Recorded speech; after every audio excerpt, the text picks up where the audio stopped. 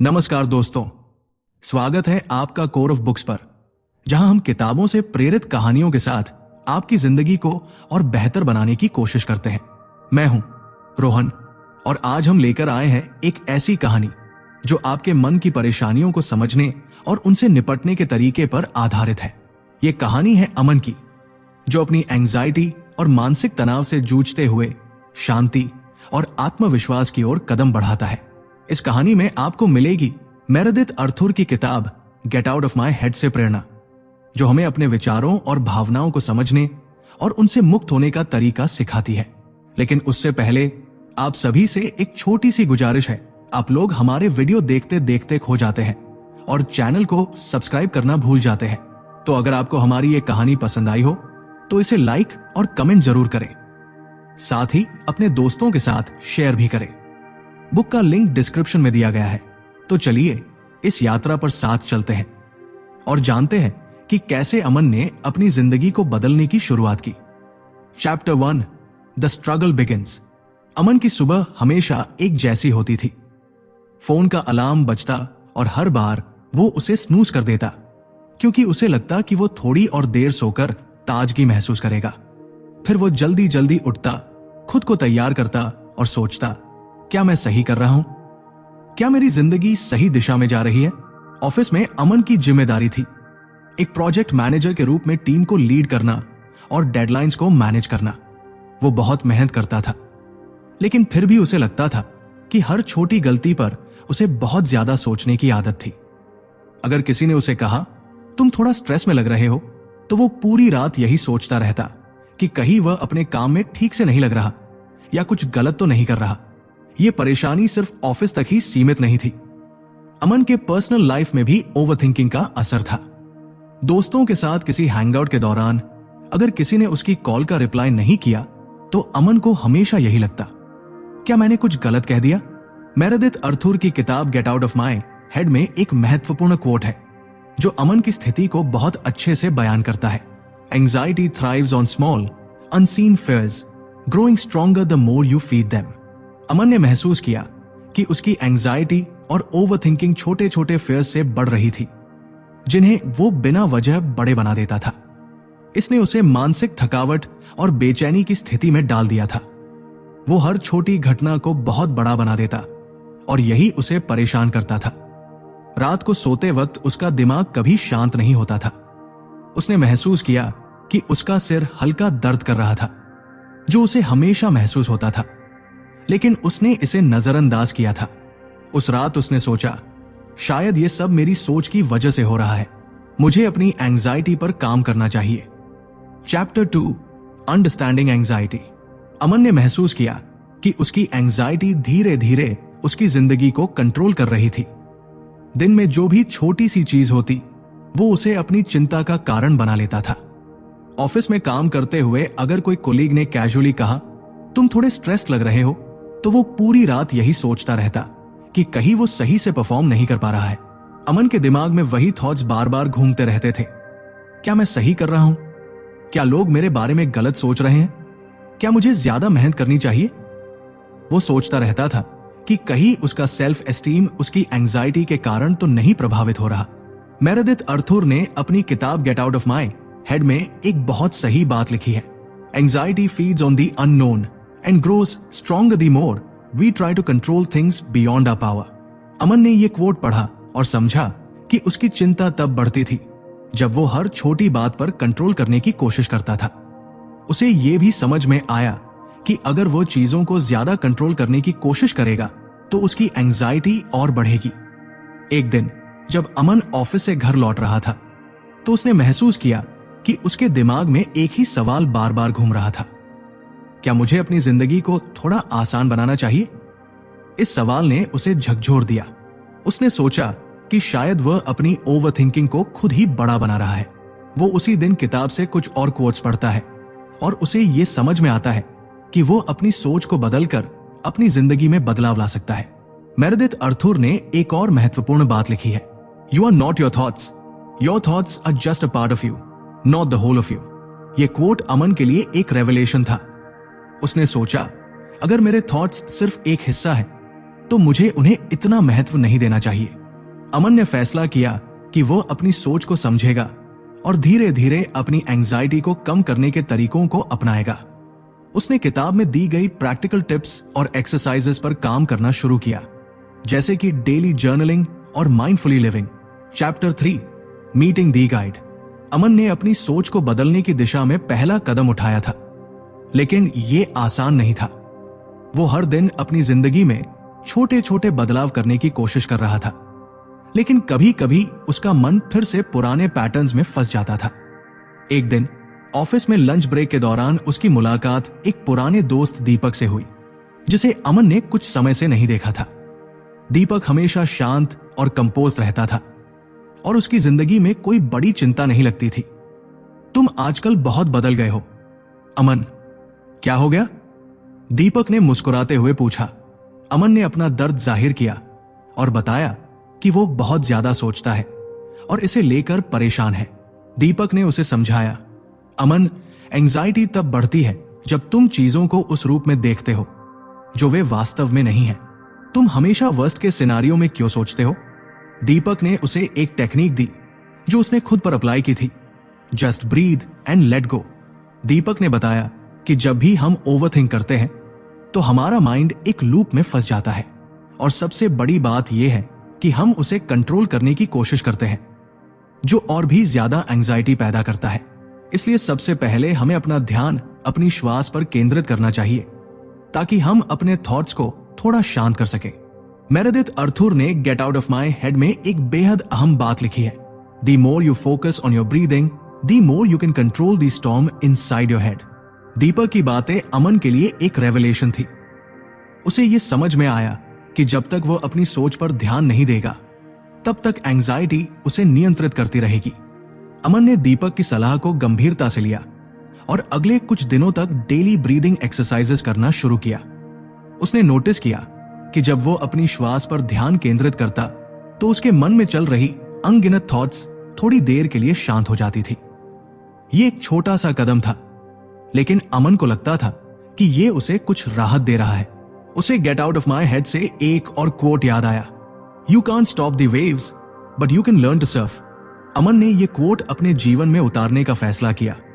वो अपने थॉट्स को रोक नहीं सकता, लेकिन वो उन्हें सही दिशा में अपने कंट्रोल में लाने का प्रयास करेगा। अब अमन की सोच बदलने लगी थी। वो समझने लगा था कि अपनी एंजाइटी को स्वीकार करना और उसे धीरे धीरे मैनेज करना ही एकमात्र रास्ता है। वो दीपक और gate out of my head से मिली सलाहों के जरिए अपनी जिंदगी में शांति लाने की कोशिश कर रहा था। Chapter 4 letting go of control. Aman ने पिछले कुछ दिनों में महसूस किया कि अपनी एंजाइटी को नियंत्रित करने के लिए उसे कुछ बहुत जरूरी बातें समझनी थी। पहले उसे लगता था कि उसे अपनी जिंदगी की हर छोटी बात पर पूरी तरह से कंट्रोल करना चाहिए, लेकिन अब उसे यह समझ में आ रहा था कि कुछ चीजें ऐसी होती हैं जिन्हें छोड़ देना चाहिए। एक दिन अमन अपने ऑफिस में एक महत्वपूर्ण मीटिंग में था। उसका टीम के साथ एक बड़ा प्रोजेक्ट चल रहा था और वो उसे बेहद परफेक्शनिस्ट तरीके से करने की कोशिश कर रहा था। उसने बहुत मेहनत की थी, लेकिन जब मीटिंग में कुछ अनएक्सपेक्टेड चेंजेस आए तो वो थोड़ा घबराया हुआ महसूस करने लगा। क्या होगा अगर सब कुछ गड़बड़ हो जाए? ये सोचते हुए उसका दिमाग फिर से वही पुरानी सोच की ओर बढ़ने लगा। उसे तुरंत याद आया कि उसे इस स्थिति को और जटिल नहीं बनाना चाहिए। अमन ने ध्यान दिया कि उसके शरीर में तनाव आ रहा था और वो एक बार फिर वही एंजाइटी महसूस करने लगा था। लेकिन उसने तुरंत मेरेडिथ अर्थुर की किताब get out of my head से एक और कोट को याद किया, trying to control everything will only make you feel more out of control. यह कोट उसके दिमाग में गूंजने लगा। उसे यह समझ में आ गया कि जब वो चीजों को ज्यादा कंट्रोल करने की कोशिश करता है तो वो खुद ही अपनी परेशानी को बढ़ा देता है। अमन ने मीटिंग के दौरान अपने आप को याद दिलाया कि उसे थिंग्स को फ्लो होने देना चाहिए। उसने खुद को आराम दिया और उस मोमेंट में पूरी तरह से मौजूद होने की कोशिश की। वो जानता था कि अगर कुछ गलत हुआ तो वो उसे ठीक कर सकता है, लेकिन अभी उसे अपने एंजाइटी को छोड़कर सिर्फ काम पर ध्यान देना चाहिए। धीरे धीरे अमन ने महसूस किया कि जब वह थिंग्स को कंट्रोल करने के बजाय उन्हें नेचुरली अनफोल्ड होने देता था तो उसका स्ट्रेस काफी कम हो जाता था। मेरेडिथ अर्थुर ने एक और महत्वपूर्ण बात लिखी है, release the need to control and trust that things will unfold as they should. Aman ने यह सीख लिया कि नियंत्रण छोड़ने से उसे फ्रीडम मिलती है और यही उसे शांति प्रदान करता है। अब वो चीजों को अपने हिसाब से बदलने की बजाय उनके साथ चलने लगा था। अमन की सोच में बदलाव आ चुका था। पहले वो हमेशा वर्स्ट के सिनारियोज की चिंता करता था, लेकिन अब वो चीजों को एक नए दृष्टिकोण से देखता था। उसने अपने डर और एंजाइटी को अपने जीवन का हिस्सा मान लिया था, लेकिन वो अब उन पर काबू पाना सीख चुका था। उसने महसूस किया कि जब वो किसी सिचुएशन में चिंता करता है तो वो ज्यादा बेहतर काम नहीं कर पाता, लेकिन जब वो खुद को शांति से उस स्थिति में डालता है तो चीजें अपने आप हल हो जाती थी। Chapter 5, embracing the present moment. Aman ने पिछले कुछ हफ्तों में बहुत कुछ सीखा था। अब उसे यह एहसास हो चुका था कि अपनी जिंदगी को बदलने के लिए उसे अपनी सोच और प्रतिक्रियाओं को पूरी तरह से समझना होगा। अपनी चिंता और एंजाइटी को कम करने के लिए उसने जो सबसे महत्वपूर्ण कदम उठाया था वो था प्रेजेंट मोमेंट को एम्ब्रेस करना। अमन हमेशा अपने भविष्य को लेकर चिंतित रहता था। क्या होगा, क्या नहीं होगा, क्या उसके फैसले सही होंगे? वो अपनी पास्ट मिस्टेक्स के बारे में सोचता रहता था। लेकिन अब उसने ये महसूस किया कि जब वो अपने वर्तमान में पूरी तरह से मौजूद रहता है तो उसकी चिंता काफी कम हो जाती थी।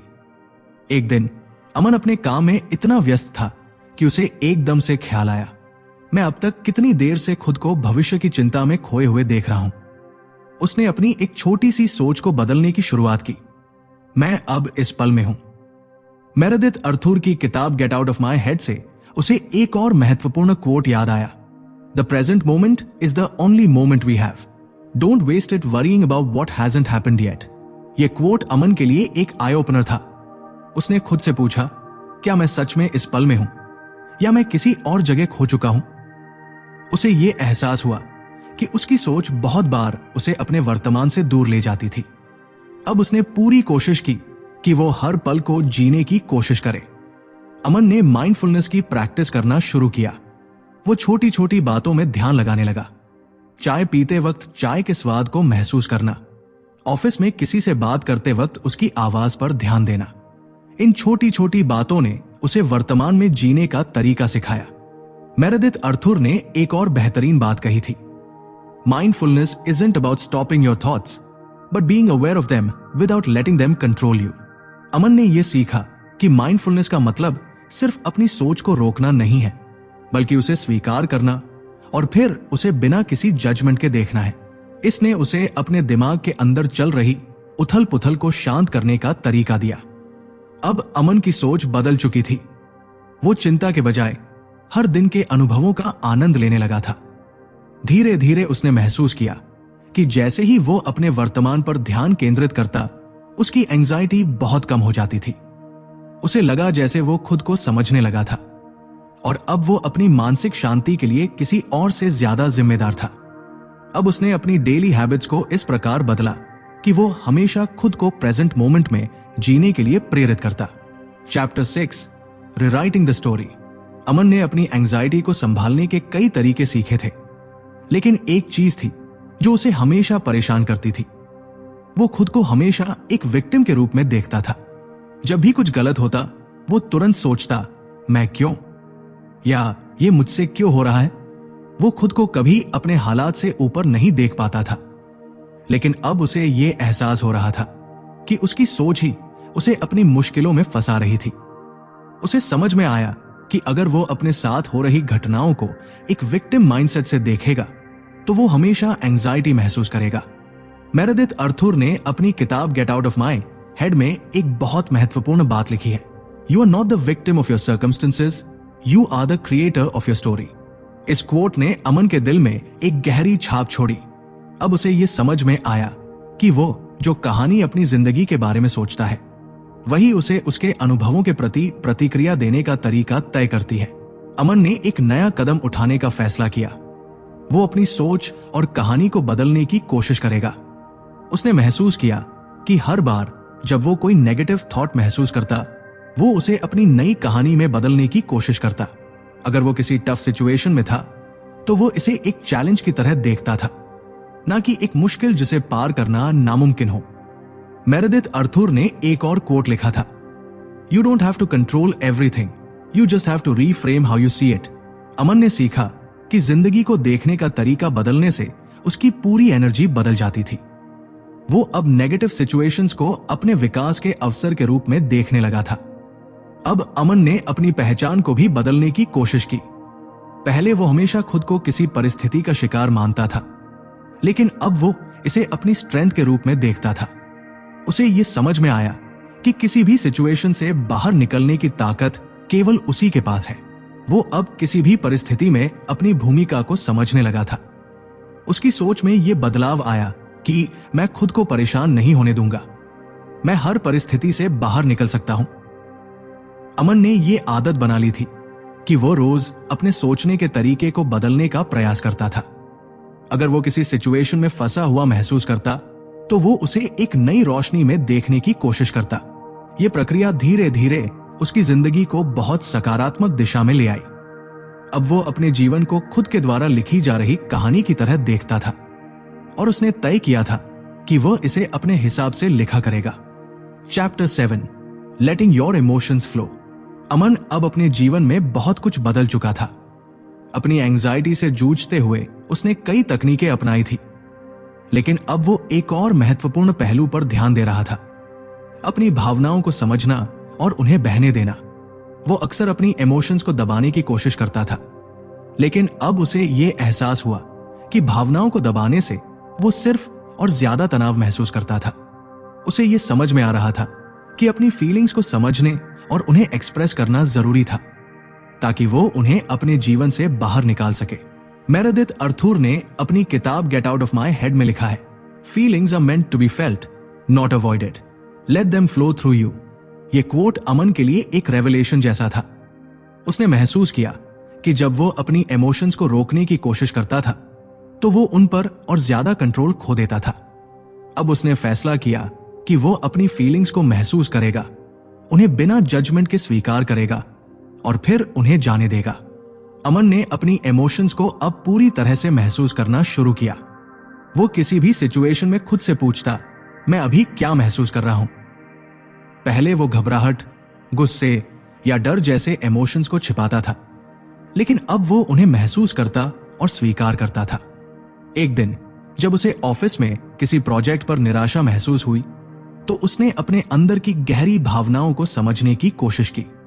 वो अपने इमोशंस को छिपाने के बजाय उन्हें बिना किसी डर के महसूस कर रहा था। मेरेडिथ अर्थुर का एक और कोट उसे याद आया, the more you resist your emotions, the more power they have over you, let them pass and you will find peace. Aman ने यह सीखा कि जब वो अपनी फीलिंग्स को रोकता नहीं था तो वे खुद ही हल हो जाती थी। उसे यह एहसास हुआ कि इमोशंस को एक्नॉलेज करना और उन्हें फ्रीली फ्लो होने देना उसकी एंजाइटी को काफी कम कर देता था। अमन ने यह भी समझा कि वल्नरेबिलिटी को अपनाना भी एक बड़ा कदम था। पहले वो सोचता था कि अगर वह अपनी भावनाओं को दिखाता है तो लोग उसे कमजोर समझेंगे, लेकिन अब उसने ये समझा कि वल्नरेबिलिटी को स्वीकार करना स्ट्रेंथ का प्रतीक है। जब वो अपनी फीलिंग्स को खुलकर व्यक्त करता तो वो खुद को और ज्यादा मजबूत महसूस करता था।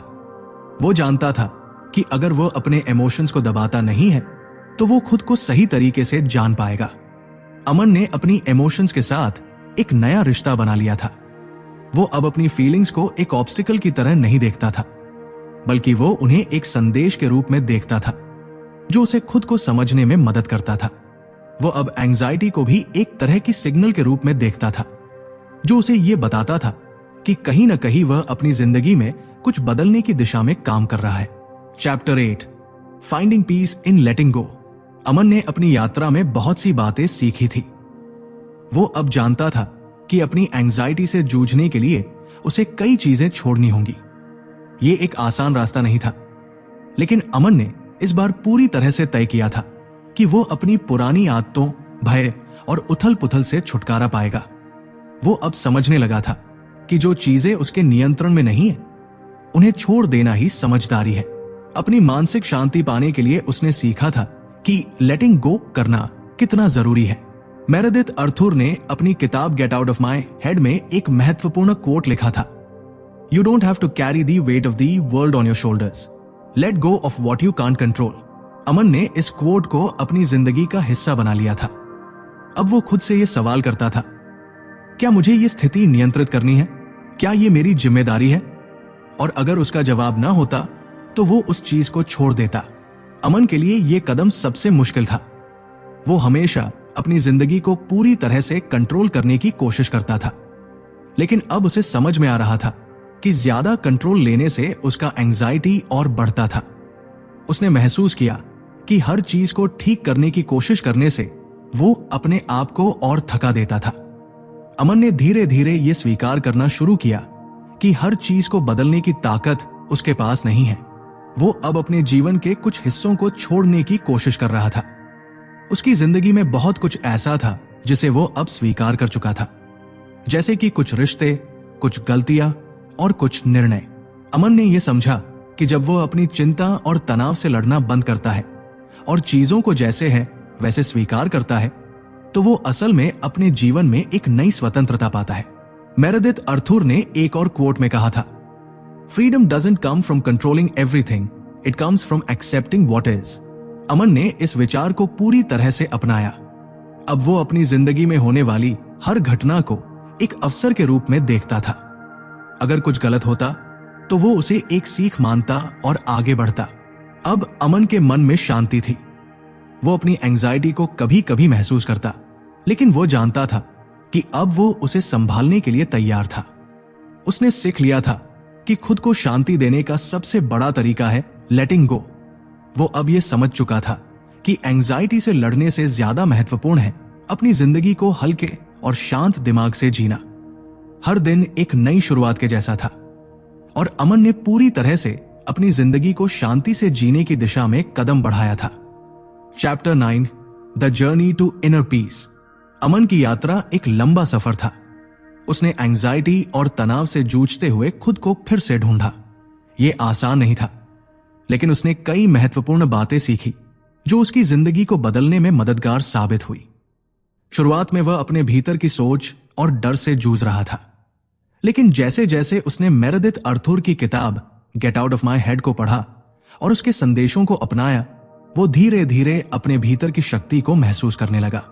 उसने अपनी सोच को नियंत्रित करने, अपनी भावनाओं को स्वीकार करने और अपनी जिंदगी को एक नई दिशा देने का प्रयास किया। You are not your thoughts, you are the space between them. यह कोट अमन के लिए एक जीवन मंत्र बन गया था। अब वो जानता था कि उसे अपनी सोच को पहचानने और उससे अलग होने की कला सीखनी है। उसे ये एहसास हुआ कि वो अपनी सोच और डर से बंधा नहीं था, बल्कि वह उनके ऊपर काबू पा सकता था।